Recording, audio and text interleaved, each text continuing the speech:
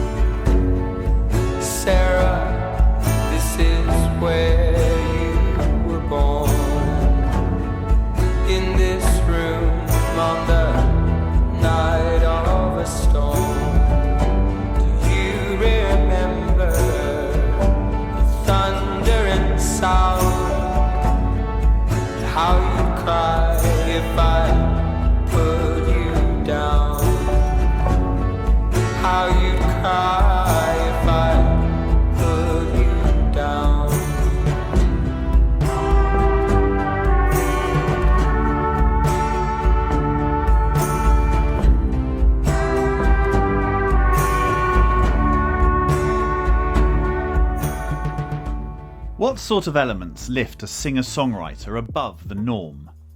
For me, it's a restless creativity, the desire and facility to tell stories and confess secrets in their lyrics, and the power to conjure an undeniable atmosphere in their music, sometimes with just one instrument, or even with their voice alone. Our guest this week has all these things in abundant supply. Douglas Dare first came onto my radar in 2014 when he and his record label Erased Tapes contacted Fink to ask if they could open for us on some European gigs. Almost 90 shows and 2 continents later, Douglas's haunting music had left its mark on us for good. I had a great chat with Douglas a few weeks ago when he was soon to release his third album, Milk Teeth, which by the time you hear this will be out, so make sure you get hold of it. It's excellent. We joined the conversation when the two of us are discussing the incredibly rude word emblazoned on the side of the tea mug Douglas had just handed me. Don't say I didn't warn you. Here we go. But yeah, so needless to say though, anything we say that kind of veers off topic or gets controversial, we can just cut it. Yeah, fair enough. But leave the cunt mug out of it. I can talk about the cunt mug. No, I mean I should actually describe it. It's a pink mug with.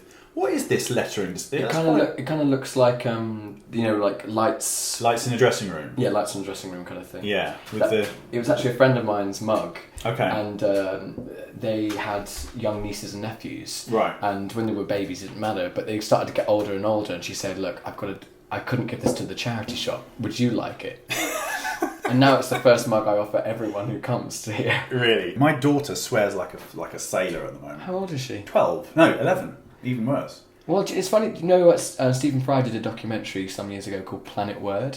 Okay. And he had a whole episode about swear words. And it really does, because he loves language, you know. Yeah. But and so do I. And and obviously as a songwriter, I believe in the power of words. Uh-huh. But at the same time, as a person, I also think about the fact that what is...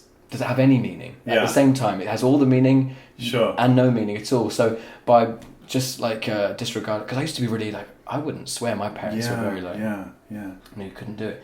Now I kind of embrace it, and it's almost like if you mock things, kind of levels things out a bit sometimes. Yeah. If you kind of believe in the hierarchy of the world and how it all exists. Yeah. Look at me getting all cerebral already. But honestly, it's about swear words. Yeah. But it's true. But she, it's weird because she asked me why this is the worst swear word. Good question. Because I still think of this as like A+ swear word. Oh, it is. Isn't it the only one that's still banned from television after a certain time or something? Oh, before a certain time. Could well be. But listen, congratulations on the album. Thank you. It's. I mean, we've been listening to it a lot, and how are you feeling about it? Are you sort of? I'm feeling really good about it. Apart from you know yourself as a musician, there's been like a period of time where it was finished some time ago. Sure. And so there's been a little bit of like a gap. I guess maybe I finished it about this time last year. Really, that long ago? Yeah, and I wanted, because it'd been a while since my previous record, I really wanted to get out straight away. And when I was in the studio, I was like, we're going to get this out in like 2 weeks' time, whatever. Right. Like in my mind, went to the label and, they were like, yeah, we're thinking actually, at the end of 2019. Okay, yeah. And I was like, oh, okay, a bit disappointed by that. And then it was like, well, no, we think it's actually going to, with other records coming out on our own label and other records coming out in the world, we think this will be a good place for you to put out. So we're thinking... Feb 20. Exactly. Yeah. And then I just was like, okay, that's fine. Give it. I just decided that it's been long enough that any time for it to come out is good. Yeah. And so I took a break from listening to it, and then only like in the last couple of weeks... Right. Started listening to it again. Because I guess you're rehearsing for tour now. Exactly. Yeah, and so now I'm really proud of it. Yeah. I felt really good about it. Well, it is. I mean, I had two sort of lead ups to it. One of which is that I bumped into Fabian last summer, and I didn't realise that he wasn't working on it. Yeah. So and then he was all just very Fabian about it, like, oh no, it's really cool and everything, Yeah, of course. Fabian being my drummer. Sorry, yes. Yeah, you're better at this shit than I am, honestly. Yeah. Fabian Prin being my drummer, who we were on tour with when we were supporting Fink. Yeah. And also he produced my first two albums. Yeah. And he's the only producer I ever worked with. Sure. But I was going to ask you about this. Actually. Yeah, he's the only producer I ever worked with. The first songs I ever recorded were with him. Yeah. The first bands I ever was in were with him. And it almost felt a bit like, I had to kind of like, I took him out for dinner and say, like, by the way, I'm thinking about doing this record with someone else. Yeah. Which felt like not a breakup, but it kind of did in some way. Yeah. But it wasn't at all. I love what he does. But I decided nothing to do with him, but just as my own personal growth as a musician, that I wanted to try it with someone else. Yeah. And I knew this record I wanted it to be different in the instruments that I played, in the way that I wrote the songs, how long I'd spend recording it, who I'd record it with, where I recorded it. Yeah. I just wanted to change it up because I feel like that's a good thing to do creatively. Completely, yeah. I mean, it was fascinating because then the other thing was that I met Annalena on the Fink tour, and Annalena is Era. Mm-hmm. And she said, I've heard some of the Douglas album. And I said, how is it? And she said, well, and I forget how she phrased it, but it was along the lines of the kind of essence of Douglas has been captured on it in a way that it hasn't necessarily before. She's got a big thing about voice, like, and because I think that's like vocals. I mean, like, and especially the way it's recorded. That's kind of her thing, and and she said that my voice on this new record had been captured particularly well. Right. Yeah. In terms of. In just terms of the audio of it, really. Well, it is the voice, but I mean, I also think it's the sort of like what you do with the songs. So I don't know whether you ever felt that you had to do certain things on the previous records, but with this, it feels like you're just simply doing what you feel like doing at the time, what the song requires. Yeah, totally. I'm glad that's like. Can be picked up on. Yeah. Because I think looking back on certainly the second record I made, yeah. It felt a little bit like kitchen sink territory. Like kind of thinking, what can I do here? What can I throw at it? And with this new record, I just because also I felt like lots of people were doing electronic stuff, and I think I was kind of just following the crowd a bit with that. I'm not sure if I ever really. I love electronic music and I like incorporating it, but it isn't something that I do. I'm very much about writing the song.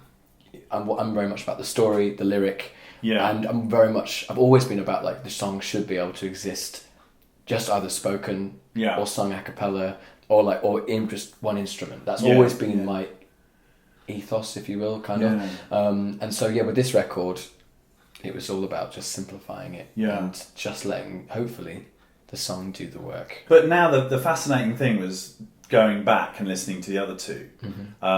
So I started with the new one, and then I went to a Forger, and then I must admit that I was sort of stealing myself slightly to listen to Whelm, which is the first one, because of the memory rushes that I knew would come from seeing you live every night. Yes. Because when you're playing your own music on tour, it doesn't have any kind of association with where you're playing it. Right. But I cannot listen to, like, we had Rachel Samani supporting us when we did Perfect Darkness. Yeah. And I went to see her play a couple of months ago. Yeah.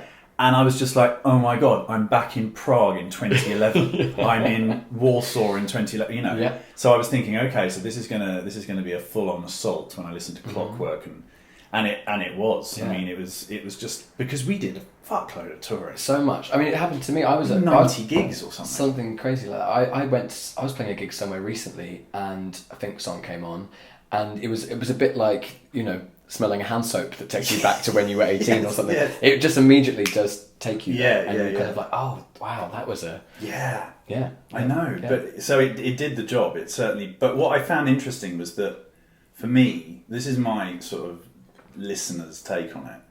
Now it sounds like Whelm is like your songs, and you're playing quite a few of them on the piano, sort of thing. And Fabian is doing interesting stuff with it. Then a Forger sounds like the two of you are kind of perfectly sort of coalesced, you know. So it's, I mean, that makes sense. It works completely, that album. I mean, Whelm does as well, but a Forger is the sort of the culmination of what you two seem to be trying to do, I think. Probably all those gigs we did. Right. Yeah, sure. Well, I mean, that is true, because I mean, the albums that we did after a ton of gigs were always the most sort of bandy, and, you know. Yeah. But Milk Teeth is a different beast entirely, really. And I mean, I've just written sort of bits and bobs. I did my usual thing of not really doing my homework about who produced it. So the first couple of listens, I thought, oh, you'd probably self-produced it. And then I realised you hadn't. You'd done it with the dude from Toon. Yeah, from Tongue, I think. Is it Tongue? Tongue could be. I never. Maybe I haven't said it out loud before. I always think Tongue. But anyway, I suppose I could have produced it myself. In a sense, when I demoed all the songs, and I remember sending them to Mike, who is Tongue. Yeah. And he said, I've never had demos sent so kind of finished before, really? Or sounding so good. Okay. He, you know, which was. But that wasn't my intent. I was, to my ears, they were nowhere near. But I did know that, as I said kind of before, this record was kind of reaction to the last album in many ways. And with a Forger, I think Fabian and I spent 9 months on that record, kind of off and on. And it was laborious. I'm really proud of it, but it's kind of in every way, shape and form, it's kind of heavy to me. But both kind of sonically, but also kind of emotionally, and the memory of making it. It's every part of it is kind of quite weighted. Yeah. And so I knew this record had to be the antithesis of that. I wanted it to be lighter. So instrumentally it's lighter. Probably thematically it could be lighter, and also it could be lighter. Or no, I think it is. No, it is. It is lighter. But I mean, I know as I was saying that, I was thinking, there's probably a lot of depth you can get from it. But and then also when I wanted to record it, I wanted to do it quickly.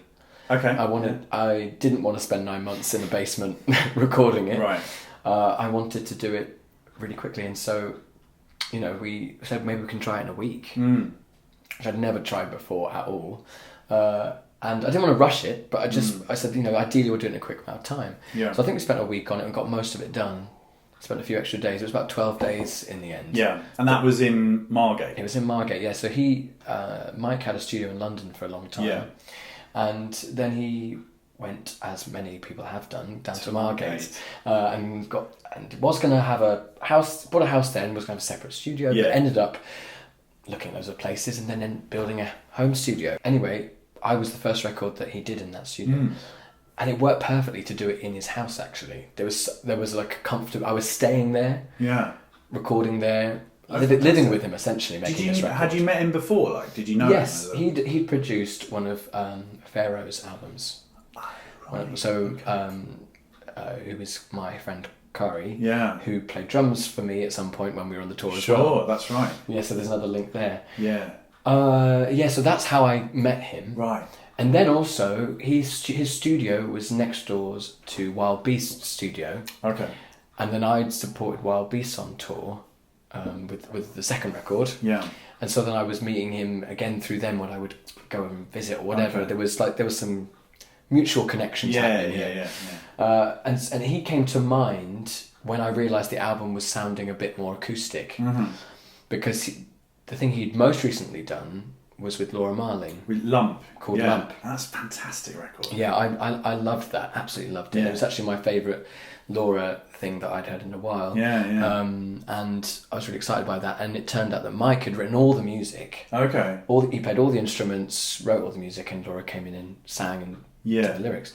And I loved it. And I was like, do you know what? I could see what I was doing in that. And I thought, I'm going to message him, see what he thinks. And I sent him the demos and he loved it. And so, the record was very live. Yeah. I'm playing new instruments on the record. I'm playing guitar, which I'd never done before. Right. And I'm a bit nervous to play live because I haven't done that before either. Right. Did you write on guitar a lot? Yeah, I wrote on guitar and auto harp. And I tried to avoid the piano where I could. Okay. Yeah. It's funny how people do that, isn't it? Because Finn's trying to... Well, he isn't now, but he was trying to avoid the guitar and do piano instead. Well, as a creative person, especially when you're starting to write more and more, you feel like you've got to try and... What's going to give me new creativity here? What's going to take me in a new direction? And so that's what I try to do. Yeah. Mike was very insistent that I play all the instruments because he's a guitarist. And I went there thinking, he'll play the guitar. That would be fun. That would be good. Right.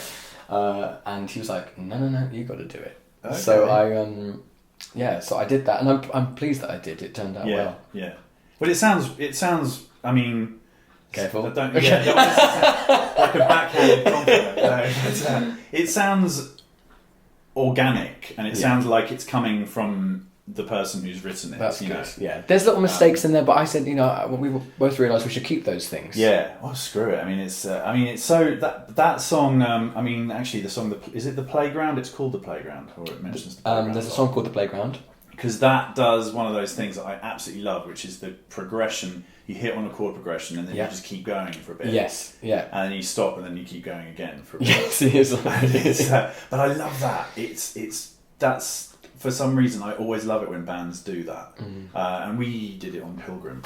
That's one of the things I haven't counted the chord progression there, but it's kind of a long, obscure one. Yeah, it's a bit like I think "I Will Survive" has got like an 11 chord sequence or something that repeats. It's quite like I think it's something like that. I mean, probably someone will know, but it's something like some weird amount of chords that then loop. Yeah. That's true. Yeah, and it's not 4 chords. It doesn't change, does it? It doesn't have a kind of weird middle 8. No, it just does this kind of loop thing. Brilliant. And I think I remember thinking about that. Actually, I'll tell you one thing I remember when we were on tours, when Finn said to me, or was it you? No, I think it was Finn. He was like, have you ever thought about writing a song with just like 4 chords? Because he said all that was probably Finn. Probably Finn, yeah. He's like, because he was kind of complimenting me at the same time, being like, all your songs have like got like 17 chords in. It's amazing. Wow, I wish I could do that. But and it did. Sometimes I think, and on this record, I as I said, try to lighten things. Yeah. And simplify in most places. But I suppose that song, The Playground, is a bit of me, bit of old me, playing as many chords as I can. Yeah, but the other good thing about it though is that you're not getting because Fabian's rhythms. Look what I've written here. All about the rhythms on a Forger. Yes, that's true. But you're getting the sort of points of interest from other things. Mm-hmm. So it's not the. I mean, I can't honestly recall any drum patterns. There aren't. I'm playing all the instruments on the record. There is percussion. We used a bit of drum pad on stuff, and we actually did some. We sampled Mike has all these records and vinyls and stuff, and he had this BBC kind of 1970s samples of drum hits. Oh right. Or like you know, he must have used it on the radio or in school for something, and it'd be like track 1. Oh great. Those Tom, and then it'd be like boom, boom, boom, and then or like a little fill or something. Right. And we used those and chopped them up, so you know they're just tiny little bits of drums and stuff. Yeah. On some of the tracks, but library stuff. That's it. Library stuff. You know, and so it was for me. This was about the melodies, and I wanted it to feel familiar. I want people to listen to it and be like, "Oh, I feel like I've heard this before," or it almost feels like a traditional song. I love the playground where you can spin round, where you're allowed to shout, scream in the playground. No one will call you out. You're just a child. For a while, one spin of the dial takes you a mile away. Give us a smile if you're feeling wild. You'll be a child today.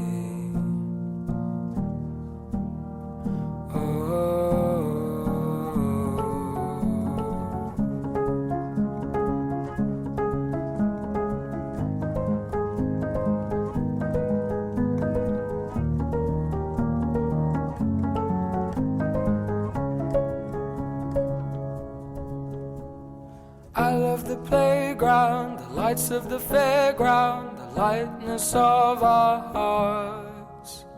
Don't tell me to slow down, I've got to let it out. Shall we go diving, the pool's so inviting. Are you just surviving, or are you still thriving too? When you take delight in the fact you're a child in a world in which nothing's new.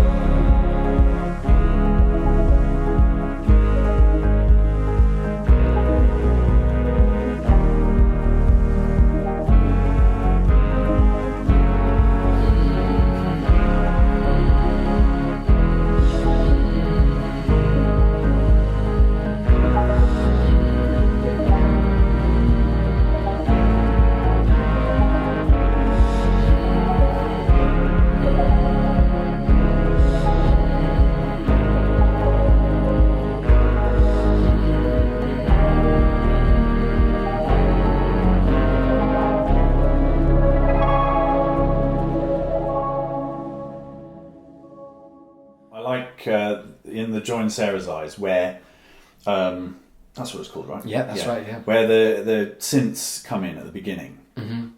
That was a magic moment. That was one of those things where we had the song, we were like, "Oh, this is almost right." And like I said, we weren't really using much synths or electronic stuff. But then, as soon as we had the kind of like oscillating pattern going round and round and round, it was like it was one of those moments like that was the last thing to add. And it kind of brought it all together. Because it's also completely contrary to the rest of the rhythms. Absolutely. Yeah. It is. Yeah. So I sort of heard it coming in. I'd heard that one on the radio, but then you know what it's like on the radio. You don't pick up what happens at the beginning. Well, also we did a radio edit, and so it doesn't. Yeah. Okay. Just so because the intro is very, very long. Right. And so you don't get that. That's what I love on the record. And when people, if they hear it on Spotify or whatever, or when they buy the record, they'll hear that long intro. Which throws you off. It doesn't give you the feel of the song. Yeah. It's not at all. It's like I thought it sounded like Fade to Grey by Visage at the beginning. So I was thinking, this is going to be that kind of song, and then it kicks off with the very acoustic rest of the piece. You know, to me it's quite beach house that part. You know, it could be. I was like, this reminds me of something beach housey, and then and then everything comes in. Because the song itself, we kind of were inspired by kind of like 60s band music, really. And the way I'm singing it is kind of like almost crooner-like. And we put a bit of distortion on it. It's almost, God, I don't want to say it has a retro feel. That feels wrong to say that out loud, but for some reason. But there is an element of that. Yeah. As I said, familiarity, hopefully. Yeah, definitely. It definitely has that kind of slightly spectre-y Yes. A little bit, Yes. you know, maybe Beach Boys-ish. Yes, that's but right. But then you filtered it through something slightly weirder. Yeah, I've had a few people, and I've seen comments, you know, like on Twitter or whatever, like with people saying, pulling out some of these references, but saying, thankfully, people were saying, but still fresh at the same time. Yeah. Which is good. I mean, some people really, I know friends of mine who really, they use references a lot, and they try but what I find is that they end up sounding too much like something, whereas I never bring in references. I really try and avoid that, because I feel like that's the best way to just do something authentic to yourself. Yeah. The other thing I think is quite interesting about, and I was trying to listen to think about this when I was listening to all of it, is that you don't seem to have many blues or jazz inflections in any of your harmonics or chords. It all has quite a sort of Northern European thing going on. Yeah, quite possibly. You know, I've never really thought about it like that before, but it could well be like that. Because I do you know the Polish singer Brodka? Maybe I do. She's very good. She did an album in 2016 that was sort of one of my favourite albums of that year. In fact, it's got quite a lot of the same kind of soundscapes as that Joy in Sarah's Eyes. The kind of as if it's recorded maybe in quite a big room, and you know there's plenty of echo on the tambourine and stuff like that. Yeah. And then she's got this quite choral voice. So yeah, it's nice, but it has that, you know, definitely kind of Northern European. There's not a lot of you know, blues going on or even. No, I suppose that's right. Yeah. But I guess it feeds back into this idea of, because you know, when I started to write the album, I had this kind of light bulb moment. I was like, I'm going to write memories of childhood. That was kind of like the catalyst for the record. Yeah. And then I thought, and at the same time, because I'd taken somewhat of a break from, I hadn't been touring, and I was trying to write this record, and I ended up, first of all, volunteering at literally the school across my road.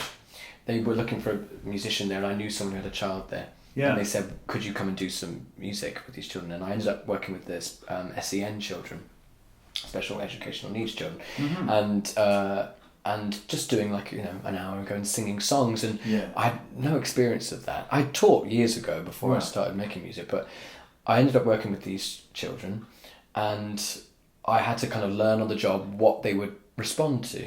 And of course, you know, you try nursery rhymes and things like that, and I did loads of different songs with them, and I had one child in particular who'd never vocalised, never spoken any language, and I think after about 6 months they would, you know, they'd drum along, they would tap their feet, they would dance even to the music. And I remember one day we were doing, I think I'd avoided doing Twinkle Twinkle Little Star. It seemed too much, too obvious almost. And then they just started singing along to it, and and the people who worked with him looked over and were sort of like aghast, but like at this child, they'd never heard them speak. Suddenly they were kind of like singing the words, and I just remembered thinking, like, God, the power of a song like that, which is, we all take for granted, you know, just a silly song, whatever, that everyone knows. And you probably can't remember when you learnt it. Sure. You know, it's kind of like... It's just always been there. Always been there. You know. And so it made me think, I feel like I want to use almost nursery rhyme-like kind of melodies. And, you know, they're not solely. Right. You know, they're very basic, kind of like, kind of very Western kind of harmony, aren't they? They're not... They don't really... but I really like the purity of it. Sure, yeah. And so there's one of the songs on the record that I pretty much, I based it off of the tune of Twinkle Twinkle Little Star.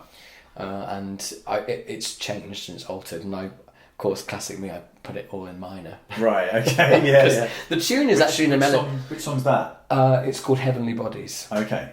The tune actually is in the major key. But the instrumentation is in the minor key. So if you take away, I could play the instrumental part in the major key, but I kind of subverted it in that way. A ball of light fills my room, dances in without a tune, but banging drums overhead pin me down upon my bed. Open up my mouth to scream. Are my parents proud of me? Mother, father, can I lie between your bodies tonight? Are the gods just playing games, rolling stone down sky lanes? Count the seconds, 1, 2, 3, miles away, but coming for me. Open up my mouth to scream. Are my parents proud of me? Mother, father, can I lie between your bodies tonight? And I really love how that, and I've played it to people, and some people like immediately get it, and some people go like, they go, oh, now you say it, you know, and so yeah, that probably, no jazz, no soul, right? Just these very kind of like traditional, kind of childlike things. Well, that's the thing. I mean, I must admit, I mean, because you probably remember, I'm a massive ABBA fan. Yes. So yeah. I'm sure we talked about it because at university we were, day one, they said ABBA is the best pop music you'll ever hear, and this is why. Okay. Discuss. Wow, really? Yeah, what a statement. Yeah, I mean, I can't disagree with that. But it's, you know, I think with them, again, they have absolutely no, I mean, you'd struggle to find blues or jazz in their music whatsoever. The other amazing thing about ABBA is that there's not like a wasted moment in any of their songs. You know, you can sing an ABBA song from beginning to end, and you'll sing not just the melody and the lyrics, you'll sing all the instrumental parts as well. Yes. That's how strong it is. Yes. There's not a let up. No, totally. It's just like part after part of and that was very inspiring for us. When I first went to university, I went to Fabian and I went to a place called Lipper. Lipper, yeah. And you know, we all went there on the music course, kind of thinking that pop was below us. We were 18 and we were, kind of thought, we were like, oh yeah, I'm very into avant-garde, kind of alternative, weird stuff, And that's what I mean. Day one, it was like, just so you know, ABBA is amazing pop music. And right. You should learn how good it is and kind of respect it, because it's amazing. Learning that means you know all the rules and then go and break them. As they say. But I still think about that now. So when I was writing this record, when I knew I wanted to write stuff that felt familiar, there's a song on the record called Red Arrows, which I wrote as a round, and the melody it's kind of so basic, but I kind of knew I wanted it to be earwormy. Get in there and people kind of get it stuck in their heads. Yeah. And that was a similar kind of thing as what ABBA presumably were trying to do. Yeah. Oh, well, and that they did. I mean, I think they just worked for hours on, is this memorable? Does this stick in your head? Does this work? And it's the economy of it is just incredible. But speaking of Lipper, everyone talk. I mean, I've heard quite a few people talk about the idea that McCartney is still quite kind of involved in it, and he gives people their degrees and stuff. Yeah, he does, but more than that, really. I mean, when we went there, I think there was a group of people who thought that if they went there, they would suddenly, be, I don't know, friends with him. I don't know. Yeah. That wasn't good. But I was very much of mine. We'll never see him, and his name's on the tin, but he's probably won't ever meet him. But every year he does give out the actual degrees. Yeah, shake hands and stuff. But lucky for me, I was on the songwriting course, and about 6 people every year get chosen by the teaching staff to get to do a one-to-one with him. So you actually get to have like about 40 minutes in a room with a piano and a guitar and just him, Right. And that was, for some people, that was somebody who didn't get to do it. I mean, they were furious, but I was very fortunate to be one of those people that got to do that. Yeah. And it was very special. Lucky for me, I wasn't sort of like completely starstruck to the point where I couldn't function, because there were some people who couldn't really take it in. What I'd be like, but I think I might be a bit like that. Yeah, I mean, it's a lot. If you think about all that he's done and what he's written and what he means to the music industry. It can be a lot, but of course it went very quickly. Sure. But the weird thing for me is that, you know, I'd only started writing songs about 6 months before I met him. Okay. Yeah. Which some people who I went to university with had they'd written songs before they got there. I was I was a piano player, and I went there I auditioned on piano. I was going to be I don't know what I thought I was going to be, maybe a composer, film composer. I think that's what I thought I was going to do. And then I met loads of singer-songwriters there who had been writing songs since they were really young, and you know, they'd come to university with a whole sort of bag of songs. And it was actually meeting songwriters there that I became really inspired and thought, oh, maybe I could do this. And then, lucky for me, the first album, the songs that I was touring with you they was the first songs I ever wrote. I hadn't written the album wasn't really like a selection. I didn't cherry pick. That was just what you had. That's what I had, and it made for a good album, luckily. Because I remember you saying that there was a point at which in Lipper you suddenly started to sing your own songs or sing at all. And people were like, never heard Douglas sing before, and suddenly we're hearing him sing and play. He's got this thing that we didn't realise he had, kind of thing. I think I when I was, to go really far back, when I was about 8 or 9, I was singing, and my mum was a church organist, and I would sing in church, and I was a chorister, and I would sing at people's weddings, and then we tried to go to. I auditioned for several schools across the country to be a chorister and go board and do all that stuff, and my voice broke when I was about 9, 10. It was like really not straight away, but it broke quite suddenly, and it meant that I remember going to auditions and they were like, sorry, it's just like his voice is already kind of breaking, it's not going to be a good time for him to come. So that never happened. I'm kind of glad of that. But what that meant was that I kind of stopped singing. Then I started playing the piano when I was about 14, and I met people at school who were great singers, and I loved it, and I would just play for them. I was an accompanist, essentially. Right. And you learnt, presumably. I mean, you were trained. Well, yeah. I mean, Mum was a piano teacher, and so. Oh, your mum's a piano teacher. Yeah.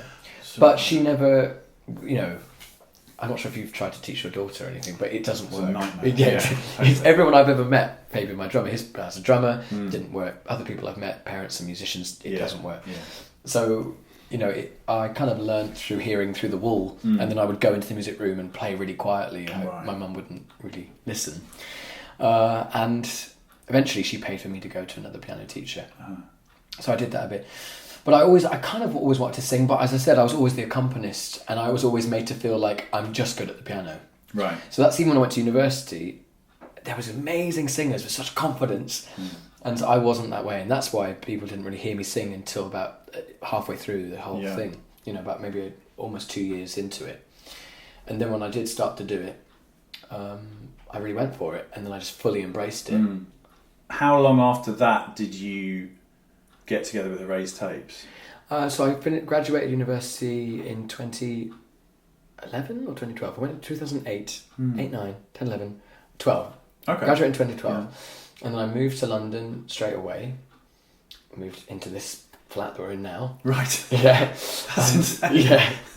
And then I just gigged all the time and everywhere. I mean, we even we used to do stuff like pay to play.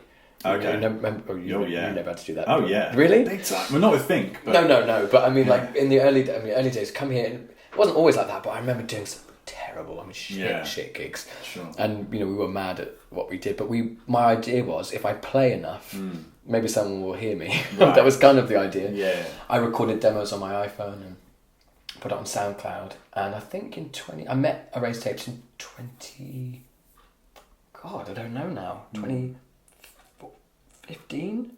No, it can't have been. No, sorry. 2013. It must be 13. I get confused with odd numbers. Right, okay. It must have been 13. Yeah.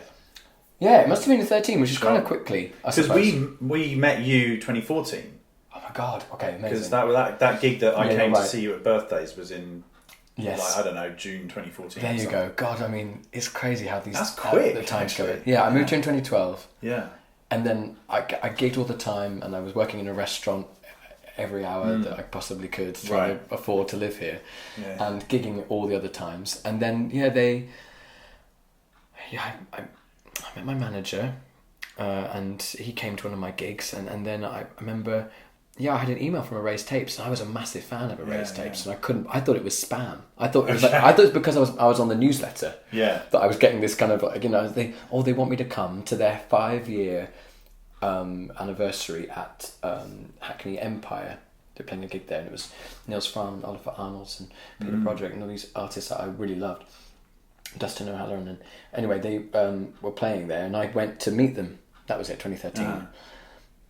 And then I must have put out. God, it must have happened so quickly. Then I must have. Now I think about it, I must have. I must have recorded the EP and then did an album, and then went on tour. I suppose you do things quickly at that point, don't you? Yeah, I guess it's just probably always rolling on and on. I mean, when we were on tour with you, I remember Fabian and I, we would take the sound checks to try stuff out. Well, yeah. That was the only. Well, that's what I mean. A lot of supports do. They use the time up till doors, Yeah. And sometimes I get a bit jealous of that because the weird thing is you don't play very much on tour. Isn't that weird? Yeah, you'll play the gigs, but it's this kind of muscle memory kind of thing. Sure. Was New York alive? Did the building shine in our eyes, or just mine? Were we there any of the time?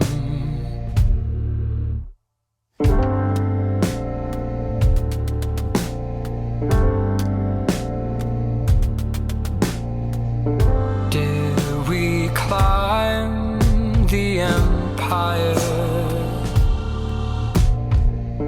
asking can we get higher?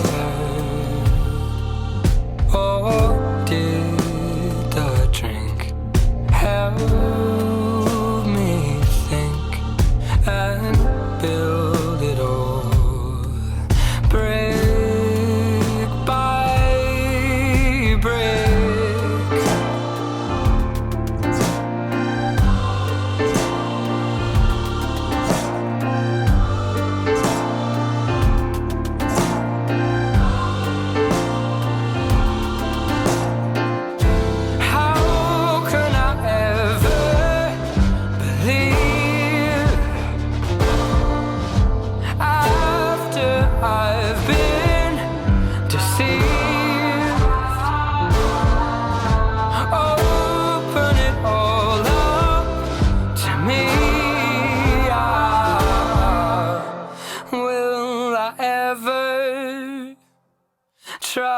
Another, or is this forever?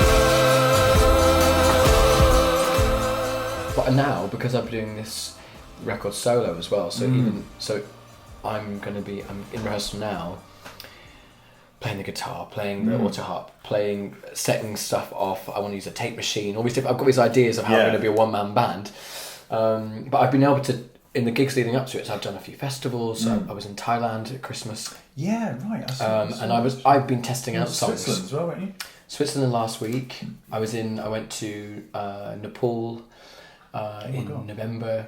Yeah. I was in Thailand in December, and I went to Georgia as well for the first time last year. Yeah. So because of course I've been very fortunate. I got to. Even before I toured with you, I went to America already and toured there, and also did Europe a few times. We've been loads of places, but it was last year I suddenly went to 3 new places, which I'm sure for you is even rarer now as well, probably. The more you tour, I guess you do the same places, don't you? Yeah, we do, yeah, but we've started to cut things out now. Oh, right, yeah. Well, there you go, you can cherry pick. Not going back to certain countries, it's just like, no, there's no point. But fair play, yeah. But for me, I'm getting to go to these different places and try out new stuff. And it's just me, so I can be like, I'm going to try. So is that the way you're going to do it? It's going to be just you? It is, fantastic. I know, it's going to be, as I say, I'm kind of nervous. I mean, it was kind of encouraged by my label, and my management really. I did Meltdown Festival. Robert Smith's Robert Smith. Yeah, Robert Smith's Meltdown. Yeah. It was just for some reason his name seemed like a fake name. Robert Smith is like the most common name, but suddenly it just seems fake.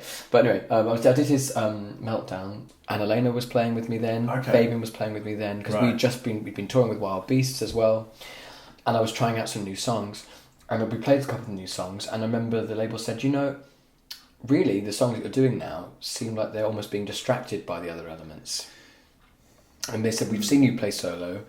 And you connect with the audience so well in that way. Yeah.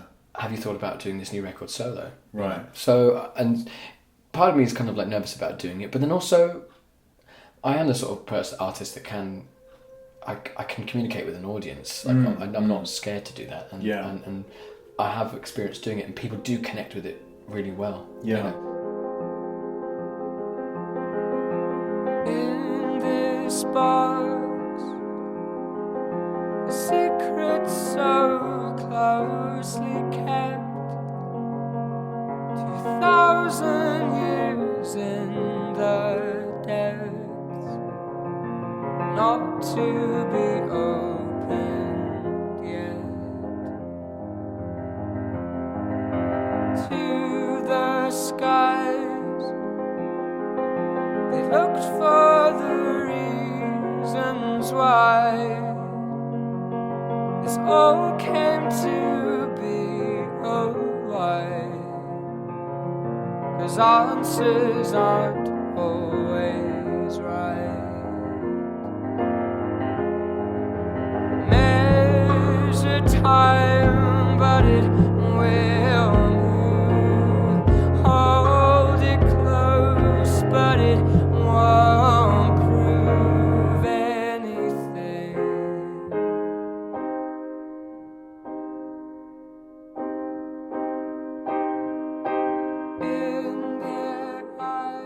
What I wanted to do in terms of trying, there's two sort of slightly silly features we've got on this, and I wanted to pilot one with you. Great, if that's all right. And it's inspired by your song title Binary. It's got nothing to do with the lyrical content, but that's fine. Yeah. This is I've decided this is going to be called the Douglas Dare Fantasy Album Binary Choice Game. Okay,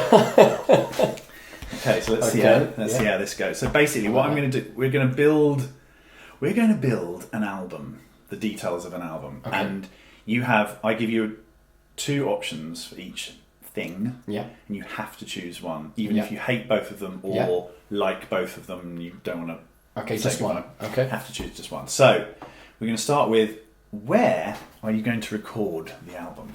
You have a choice between Berlin and Oslo. So I give you the reason why. Yeah, I'd really want to know the time of the year. Oh, okay, good point. But then, in theory, both of them are both of them are better in the sun. Basically, yes, basically, Berlin is known for being like glorious in the summer. Yeah. And then also and actually can be kind of miserable in the winter. Right. Whereas I think actually, maybe I'd go for Oslo. One, because I have family that live there. Yeah. Two, I have really good friends that live there. So I knew you knew it a bit. Actually. Yeah, and three. It's still kind of beautiful in the winter. Right. Okay. And the only thing I would be reluctant to is like after you've done a session, it'd be bloody expensive to get a beer afterwards. That's true. But then being in Berlin, I might be tempted to go clubbing, and so it's like exactly. I mean, but okay, I've got to choose one. It's binary. I will choose Oslo. Great. Okay. So now we've got to decide who's going to produce it. Flood. Lads. Right, you can have that as a bonus. But but you have to choose between. I've crossed out lots of people here, but the two I went for in the end are Saint Vincent. Oh wow. Or Trevor Horn. Ooh, very nice. Actually, I shouted out Floods obviously straight away. That's not one of the options, but I have thought about Saint Vincent, and she did produce something recently, and I'm not sure if she's done much of it, but she did produce a record. She did the Sleater Kinney album. Yes, and it's fucking great, actually. Yeah, and I think her production skills is actually one of the best things about what she does. Right. And so for that, and I think she'd bring out weirdness in me, so I would go for Saint Vincent. Oh, cool. Okay, fantastic. Anyway, now this is interesting. Songwriting collaboration you're going to do on the album is not for all the songs, but for like 1 or 2 songs. Okay. Is between Taylor Swift or Tom York. What, are you being serious with this option? Do you really think... Okay, I'm interested to know why you've included Taylor Swift. Because I just think everyone I've spoken to really respects her as a songwriter. Right, okay. Even people like Maximo Park and Field Music. And stuff great, like that, Yeah, okay. Well, I'm interested because I can see there's lots of pluses to her. And actually, I suppose to work with Tom York, I would be... Sometimes I've fantasized about the idea that maybe one day I would get to meet him or even collaborate or maybe support or something. Sure. And then I thought to myself, could I even say yes to that? Because I suppose everything would make you say, well, come on, you should do it. Right. But I have thought as well, maybe it's not a good idea to meet your heroes. Mm-hmm. So in a way, maybe I would go for Taylor Swift, but yeah, Tom York. Okay, so now we've got to pick a drummer.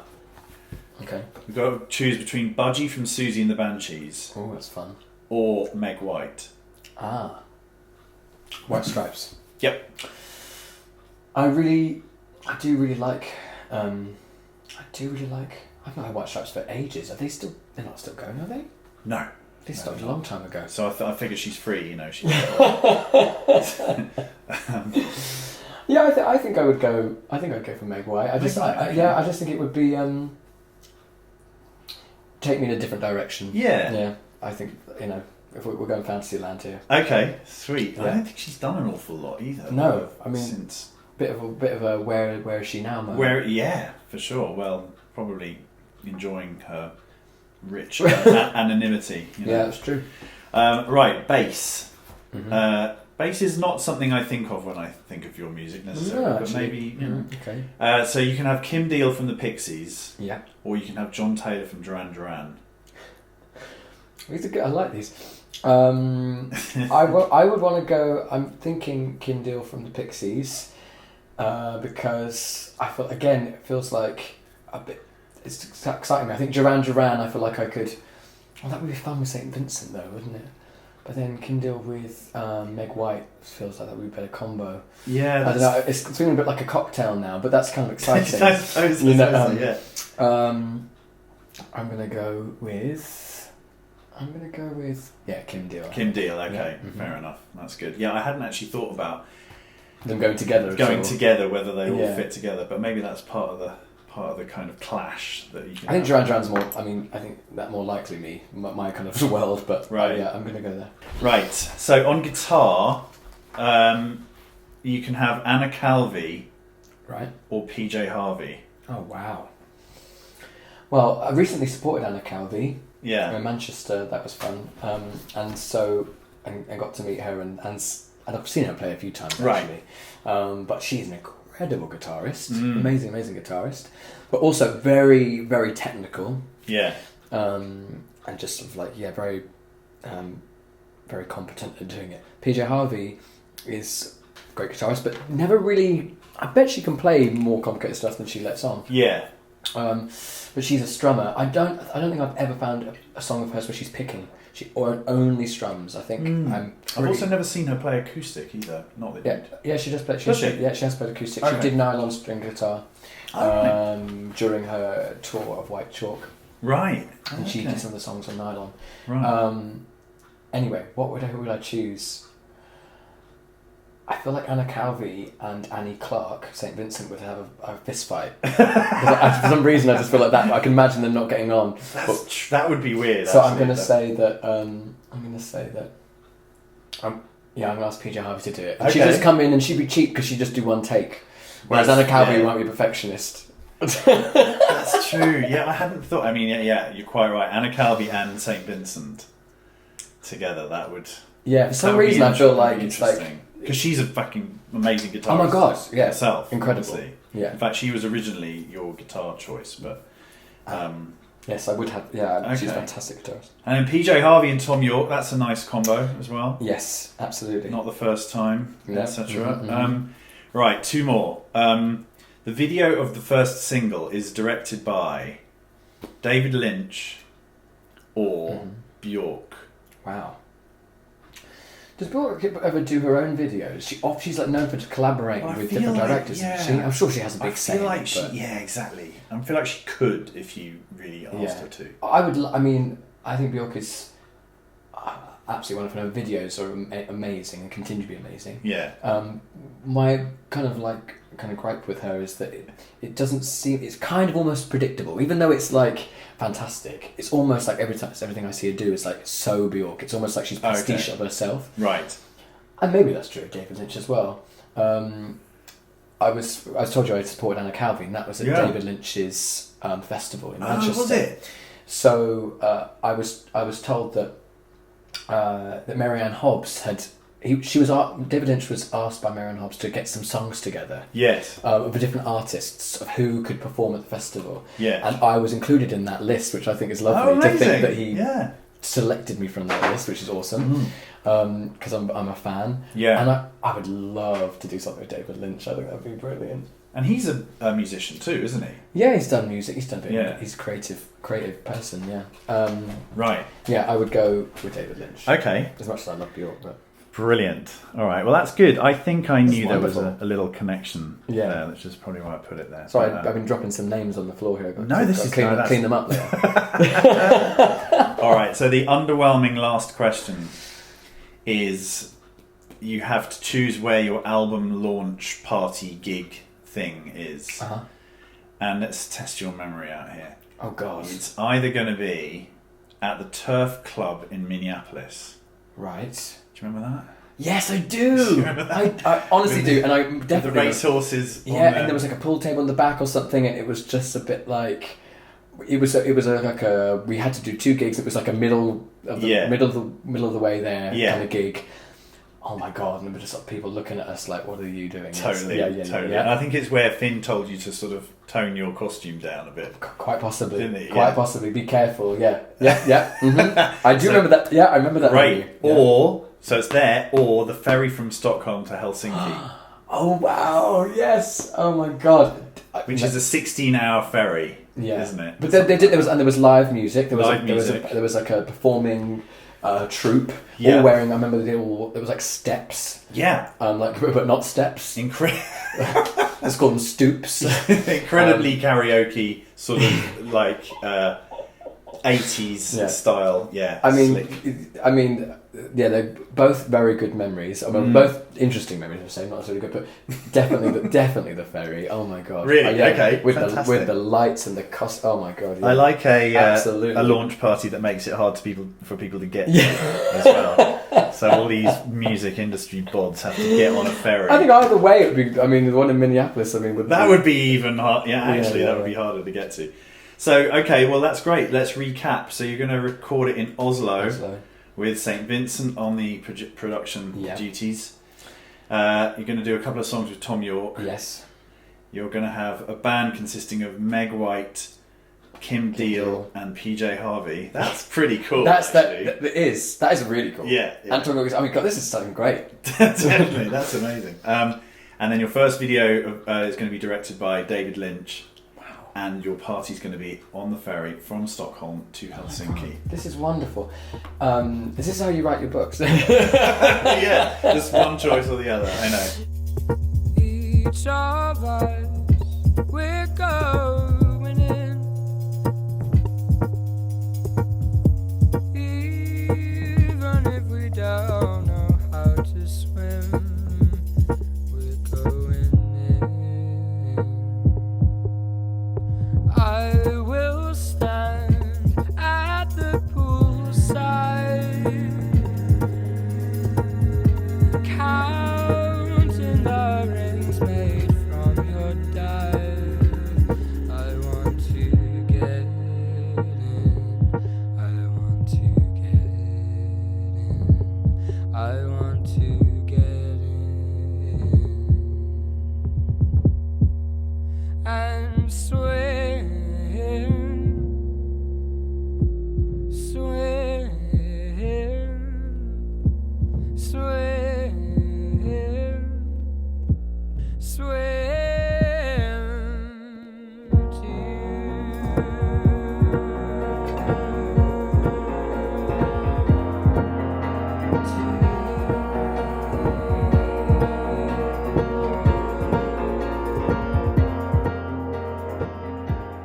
sometimes changes can have a negative impact, and I'm talking mainly about changes that on the face of it seem good. Like, for example, you have success, and then there's a sort of like, that bit is not quite as good because of this, because of something succeeding.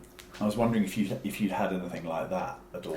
Yeah, so something that you feel like went well, and then you kind of well, I guess one thing is that I look back at my first album, and I do think that's probably like my game changer, in that it was immediately received very well, and it opened so many doors for me.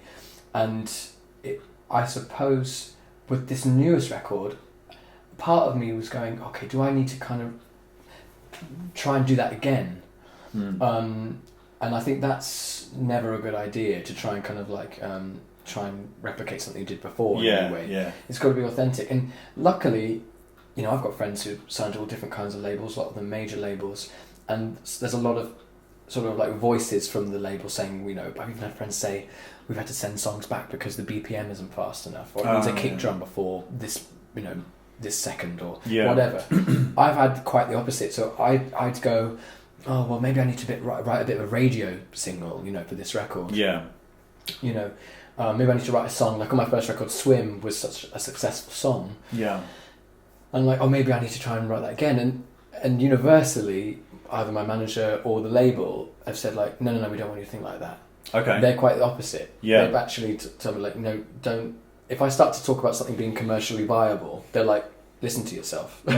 Really? They don't want you to. So sometimes I have found like the success of a song or record even, there's a sense of like, maybe I need to try and emulate that again. Yeah. But luckily the people around me have told me not to. That's cool, isn't it? That's really cool. It is cool. Sometimes it proves that they're kind of genuine at what they do. Yeah, I think. they really. But I think they must know, because as soon as you try to do that, it's just not authentic anymore. Yeah. And look, I'm not going to be writing, a number one hit any day. Right. So, well, who knows? But I mean, it's unlikely. Yeah. With my genre of music, so it's rather than try and go that way at all, just be true to what you're trying to say. Yeah.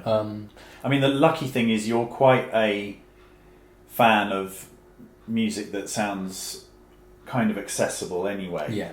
So even if you think you're not being, even if you think you're being left field, you're still being quite catchy. Yeah.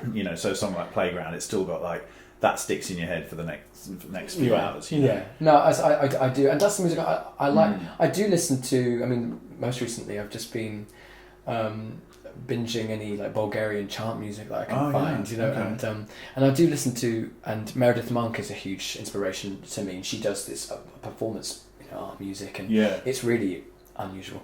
But saying that, I also listen to really like ABBA, whatever the pop stuff we've mentioned, and I admire that, and it's still, I mean, half the time I'm doing drag, for example, and I'm spinning around to Gloria Gaynor, but then I'm doing my own music, and I'm coming home and listening to Meredith Monk. It's almost like sometimes I think it's unsurprising to me that our music is both kind of somewhat in some ways alternative, but also I'm still pop, right? In some ways.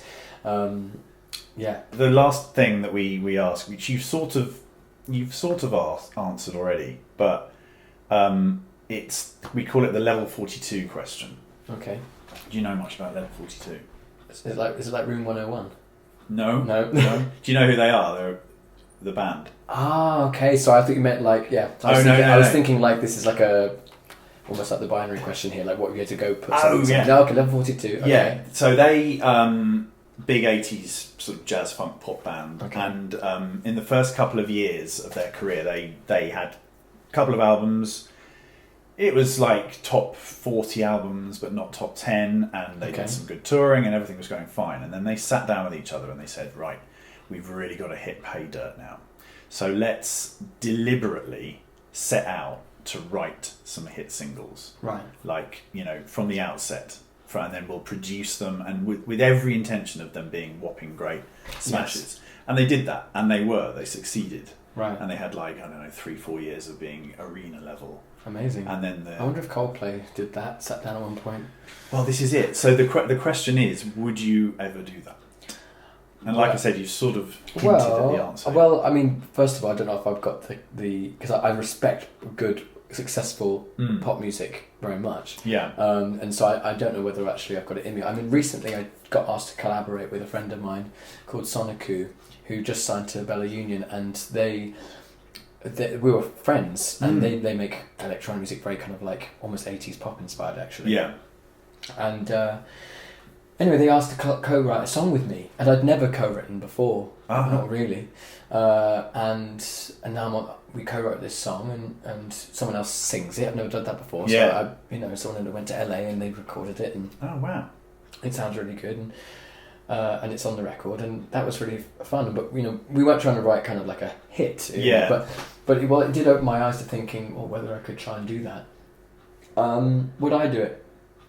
Also makes me think about Beck as well sometimes, because I think like there's moments in his career which sound like he was trying to go something quite commercially, like I think so, viable as well, with sort of differing levels of irony. Yes, exactly. Yeah, I wasn't quite. Is he being ironic here? It's quite early on in his career. I think like we needed Midnight Vultures. I think that was yes, definitely exactly ironic, but recently not. Yeah. So I don't know. Would I? I don't know. Would I do that? I don't. It's a difficult one, because you feel like maybe. I think it comes a little bit with confidence in also confidence what you've already put out. Mm-hmm. I think if I was known and recognised for my credible work, yeah, and then I felt like, but hey, I can do this. I mean, I already kind of dipped my toes in the water with co-writing this song. To be honest, when I co-wrote the song, I didn't even know if it was going to make it on the album. He wasn't signed at the time, and then suddenly I get a phone call saying, "Hey, it's on the record, and I'm signing, and we're going to do this, and we're going to do a video, and all this stuff." And I was like, "Do you like it? Do you like the end product?" Yeah, absolutely. But I guess you mentioned earlier about like the people who know you, and like whether you would play. I'm not sure if I would play it to some people I know. Whether I'd be like, I don't know. Would I do it? Maybe under a different name. Yeah, I'd love to give it a go. Why not? Yeah, but I mean, I suppose you've had that thought in your head sometimes anyway, and then as you say, Erase Tapes and whoever said you don't want to think about that. Don't go that way. I think also it probably wouldn't be right then for the label, because the label don't have fans for that music. Well, this is what I mean. We've had like a range of responses to this. The Maximo Park actually said you could do it, but would people want to hear it from your band? But I mentioned Coldplay because, and lots of my friends as well, when their first album came out, Parachutes, I mean, maybe it was something to do with our age at the time as well. We would have been about 10, but I absolutely loved the record, and I absolutely loved it. And we all felt like, looking back, that they could have gone the way of Radiohead potentially. Like they could have gone more alternative, they could have gone more weird, but they just went more and more mega pop. Yeah. Collaborating with Beyonce and I don't know who else, Rihanna and whoever. Sometimes I wonder, did they just think, we just want to like go huge? Yeah. Because also I was surprised at the whole band, because there's the same members. Yeah. And it's obviously the paycheck helps. Sure. To turn up. Yes, I know. To turn up to the gig and the rehearsals. Yeah. But it was like, from the early stuff, to me, had sort of like origins of something a bit more alternative. Yeah. But maybe they were all along thinking in those big terms, I mean, they must have had to all been on board with all of these things. Yes. And I think that's part of the magic of bands like Coldplay and U2 is the fact that they've, and Radiohead, that they've found the chemistry that works, and you get all sorts of bands who it doesn't. Is part of the chemistry the money there? I mean, come on. I mean, but then again, saying that, of course, probably the drummer from Coldplay probably could have retired after the fourth successful album if he wanted to. Never had to be in the Coldplay again, I suppose. Yeah. Because on the flip side, it's not just about the money, but it does make me think if you're in a good thing. Onto a good thing, yeah. Would you say no, thank you? Sure. I'm above this. Yeah. I know, it's fascinating. I just love this stuff. Anyway, I think that is probably all good. Thank you so much. My pleasure. If only I could talk to you. I do not know the words I'd choose. How I could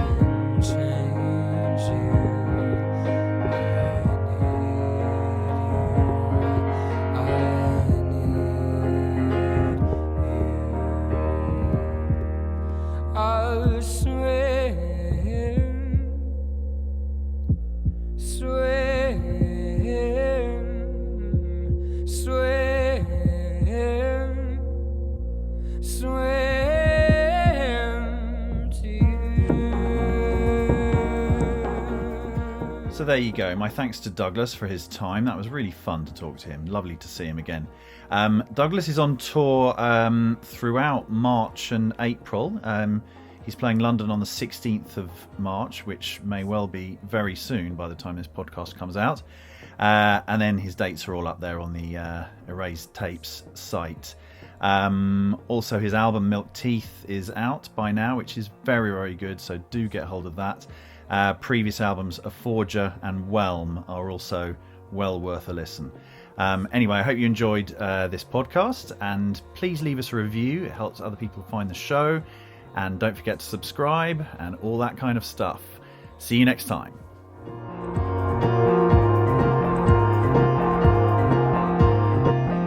Each of us, we're going in.